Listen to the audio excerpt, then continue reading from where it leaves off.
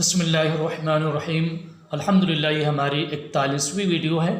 40ویں video میں نے جو بیان کیا تھوڑا سا ریوائز کر لیتے ہیں کہ بنو قریظہ کا جو سردار تھا اس نے غداری کیا۔ اللہ کے نبی علیہ السلام کے ساتھ معاہدہ تھا کہ کفار کا ساتھ نہیں دیا جائے گا، مگر اس ظالم نے معاہدہ توڑا اور کفار کے ساتھ ہو کے مسلمانوں کے خلاف کھڑا ہو گیا۔ اس کے بعد خالد بن ولید جو اللہ کے نبی علیہ السلام کے خیمے پر یہ بندہ حملہ کرنے والا تھا، مگر ایک صحابی اسید بن حضیر 200 صحابہ کو لے کے بڑھتے ہیں اور اس ظالم کو روکتے ہیں۔ اب آئیے اس ویڈیو میں ہم دیکھیں کہ جب مدینہ کا محاصرہ کر لیا گیا، گھیراؤ کر لیا گیا تھا، تو اللہ کے نبی علیہ السلام نے فرمایا ہے کوئی جو جائے اور خبر لے کے آئے کہ منظر کیا ہے، ہو کیا رہا ہے۔ تو ایک صحابی حضرت زبیر اٹھتے ہیں اور خبر لے کے آتے ہیں اور کہتے ہیں یا رسول اللہ، ظالم پورے مدینہ کو گھیر چکے ہیں، مدینہ پر حملہ کرنے والے ہیں، نیست و نابود کرنے والے ہیں مدینہ کو، مدینہ میں رہنے والوں کو۔ اس کے بعد اس میں سے ایک ظالم تیر مارتا ہے جو اوس قبیلہ اوس کے سردار حضرت سعد بن معاذ تھے۔ وہ تیر آپ کو لگتی ہے، بہت گہرا زخم لگا۔ اللہ کے نبی علیہ السلام نے ان کا علاج کیا، زخم صحیح بھی ہو گیا تھا، مگر ان کی تمنا تھی اور دعا تھی کہ میرے مالک اگر اس جنگ کے بعد کوئی جنگ باقی رہ گئی ہو تو مجھے زندہ رکھنا، ورنہ مجھے موت عطا فرما دے۔ بہرحال زخم پھٹتا ہے اور آپ شہید ہو جاتے ہیں، آپ وفات پا جاتے ہیں۔ اس کے بعد ہم دیکھیں جس قلعے میں مسلمان عورتیں اور بچے جس قلعے میں تھے، اس قلعے پر بھی ایک یہودی حملہ کرنے کے لیے آگے بڑھتا ہے۔ حضرت صفیہ جب دیکھتی ہیں کہ یہ بندہ آ رہا ہے قلعے کی طرف، حضرت حسان بن ثابت سے کہتی ہیں جاؤ اس کا مقابلہ کرو، مگر ان کی ہمت نہیں پڑتی۔ حضرت صفیہ خود اٹھتی ہیں، ایک لکڑی لیتی ہیں، لکڑی لے کر اس کے مقابل میں آتی ہیں اور اس کو مارتی ہیں، سر پھٹ جاتا ہے۔ اس کو قتل کر کے قلعے کے جب باہر پھینکتی ہیں تو ظالم کو گمان ہونے لگا کہ قلعے کے اندر بھی فوج ہے، بھاگ جاتے ہیں۔ ایک عورت کی بہادری کی وجہ سے، اے میری ماں اور بہنوں، ہمارے لیے، تمہارے لیے، سارے لوگوں کے لیے سبق ہے۔ آج ہمیں بہادر بننے کی ضرورت ہے۔ وقت کی جو نزاکت، اس سے ڈرنے کی ضرورت قطعی نہیں ہے۔ اللہ پر یقین رکھو، اللہ پر بھروسہ رکھو اور اپنے آپ کو مضبوط رکھو۔ حضرت صفیہ اس ظالم کو مار کے جب باہر پھینکتی ہیں تو سب بھاگ جاتے ہیں۔ یہ تھی اللہ کی حکمت، اللہ کا فیصلہ کہ حضرت صفیہ کے ذریعے سے ظالموں کے اندر ایسا ڈر بھر دیا کہ وہ قلعے کے پاس نہیں آئے، وہ بھاگ گئے۔ اس کے بعد ہم دیکھیں کہ جو معاملہ آگے بڑھتا ہے، کفار کیسے، ان کے اندر کیسے کفار بھاگتے ہیں اس جنگ کو چھوڑ کے۔ حضرت نعیم بن مسعود جو قبیلہ غطفان کے سردار تھے، انہوں نے دیکھا جب حالات بڑے خطرناک تھے، بالکل حملہ ہونے والا تھا، وہ کہتے ہیں نعیم بن مسعود جو سردار تھے، مسلمان ہو چکے تھے، کافر تھے مگر مسلمان ہو چکے تھے، اللہ کے نبی کے پاس آتے ہیں اور کہتے ہیں یا رسول اللہ، اگر آپ اجازت دیں تو میں یہودیوں اور کفار کے درمیان ایسی بات کروں جس کی وجہ سے ان کے اندر پھوٹ پڑ جائے۔ تو اللہ کے نبی اجازت دیتے ہیں اور حضرت نعیم بن مسعود جو پہلے کافر تھے، سردار تھے بہت بڑے، مسلمان ہو چکے تھے، وہ جاتے ہیں اور کفار اور یہودیوں کے درمیان ایسی بات کرتے ہیں کہ پھوٹ پڑ جاتی ہے۔ اس کے بعد ابو سفیان جب دیکھتا ہے جو سردار تھا، جس کے صدارت میں جو ہیڈ تھا اس لشکر کا 10,000 لشکر جو لے کے آیا تھا اس کا یہ ہیڈ تھا ابو سفیان. اس نے جب دیکھا کہ قبیلے کے لوگ بھاگنے لگے ساتھ چھوڑ کے اور راشن بھی ختم ہو گیا تھا اور یہودی بھی ساتھ چھوڑ کے بھاگنے لگے تھے،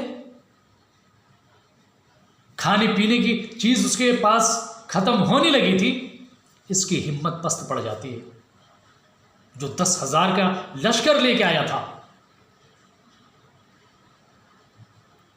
ہمت پست پڑ جاتی ہے. اور اللہ کی طرف سے عذاب اور قہر نازل یہ ہوتا ہے کہ ایک خطرناک آندھی آتی ہے اور جو کھانے پینے کی چیز تھی سب برباد ہو جاتی ہے ساری چیزیں، اور جو ڈچکی جو کھانا پک رہا تھا سب الٹ پلٹ ہو جاتی ہے ساری ڈچکیاں، جس کی وجہ سے ہڑکمپ مچ جاتا ہے.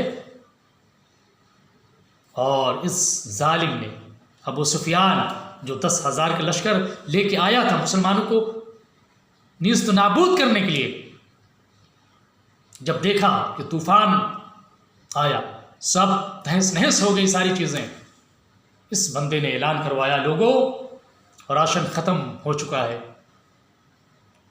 یہودیوں نے بھی بنو غطفان اور دوسرے قبیلے کے لوگ بھی ہمارا ساتھ چھوڑ دیے ہیں، اب کوئی راستہ ہمارے پاس نہیں ہے سوائے اس کے کہ ہم سب لوٹ چلے واپس ہو جائیں. اس طریقے سے یہ جنگ ٹل گئی. اللہ نے اپنے کرم سے، اللہ نے اپنے فضل سے جو پورا عرب کھڑا ہو چکا تھا، پورے عرب کے ظالم سردار ایک ایک قبیلے کے لوگ مسلمانوں کو قتل کرنے، مسلمانوں کو نیست نابود کرنے کے لیے کھڑے ہو چکے تھے، مگر اللہ کی تدبیر کے آگے سب ظالم فیل ہو گئے.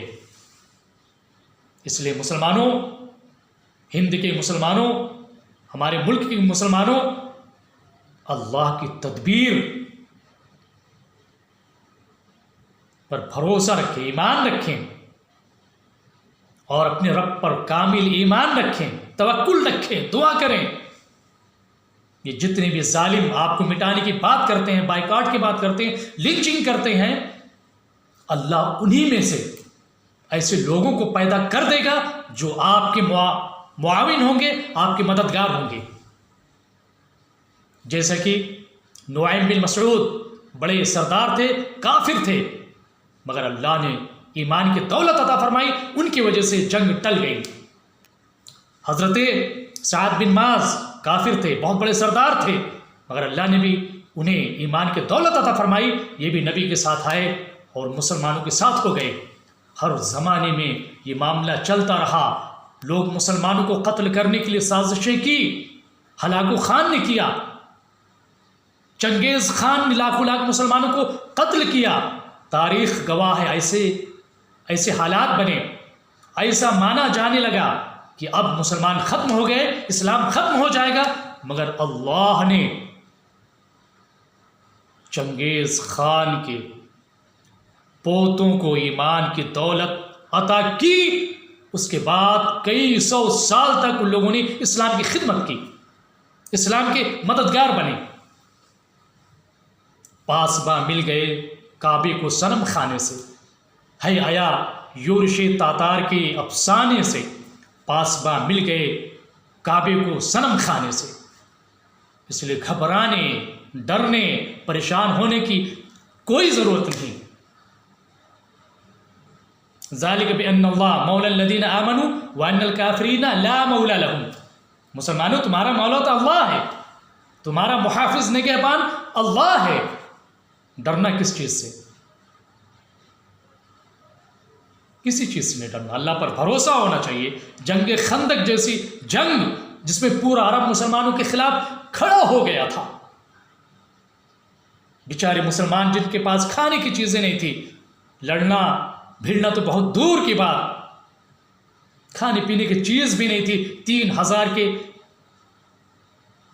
3,000 لوگ 10,000 لوگوں کے مقابل میں ڈٹے. جب خالص اللہ کے لیے ڈٹے، اللہ نے مدد بھیجی، ظالم بھاگ گئے. جتنے ساتھ کفار کے ساتھ ہوئے تھے، ابو سفیان کے جتنے قبیلے ساتھ دیے تھے ابو سفیان کا، اللہ نے ایسا ان کے دلوں میں ڈالا کہ سب چھوڑ کے بھاگ گئے، سب غداری کی۔ تو اے مسلمانوں، اللہ پر بھروسہ رکھو، بھروسہ رکھو، بھروسہ رکھو۔ دی اذانیں کبھی پورب کی کلیساؤں میں، افریقہ کے تپتے ہوئے صحراؤں میں، دشت تو دشت، دریا بھی نہ چھوڑے ہم نے، بحر ظلمات میں دوڑا دیے گھوڑے ہم نے۔ مسلمان جب کامل ایمان والا ہو جاتا ہے تو غیبی مدد آنا شروع ہو جاتی ہے۔ اس کے بعد ایک لاسٹ واقعہ جو بنو قریظہ کے لوگ جو غداری کیے تھے، اس کا سردار جو کفار کے ساتھ ہو گیا تھا، حضرت نبی کریم صلی اللہ تعالیٰ علیہ وسلم جب جنگ خندق سے واپس گھر گئے، ابھی بیٹھے نہیں تھے کہ حضرت جبریل امین آتے ہیں، کہتے ہیں یا رسول اللہ کی طرف سے حکم ہے کہ بنو قریظہ کے مقابل میں آپ نکلیے، ان سے جنگ کیجئے، کیونکہ انہوں نے عہد توڑا تھا۔ اس کے بعد میرے نبی علیہ السلام جاتے ہیں اور گھیراؤ کرتے ہیں، 1 مہینے تک گھیراؤ کیا جاتا ہے۔ تو کچھ لوگ ان میں سے جب گالی بکتے ہیں، حضرت علی جب وہاں قلعے کے پاس جاتے ہیں تو ان میں سے کچھ گالی بکتے ہیں، پھر اس کے بعد گھیراؤ کر لیا جاتا ہے۔ 1 مہینے تک گھیراؤ سے مجبور ہو کے ان لوگوں نے یہ کہا کہ جو فیصلہ سعد بن معاذ کریں گے، جو مسلمان ہو چکے تھے، یہودیوں نے کہا جو فیصلہ سعد بن معاذ کریں گے ہم اس فیصلے کو مانیں گے۔ پھر دیکھیے میرے رب کی حکمت، اب میرے رب کی حکمت دیکھیے، یہودیوں نے کیا کہا تھا کہ جو سعد بن معاذ فیصلہ کریں گے ہم ان کو مانیں گے۔ حضرت سعد بن معاذ نے فیصلہ کیا کہ جتنے ظالم لڑنے آئے تھے سب کو قتل کیا جائے، بچوں اور عورتوں کو قید کر لیا جائے۔ پھر ایسا کیا گیا۔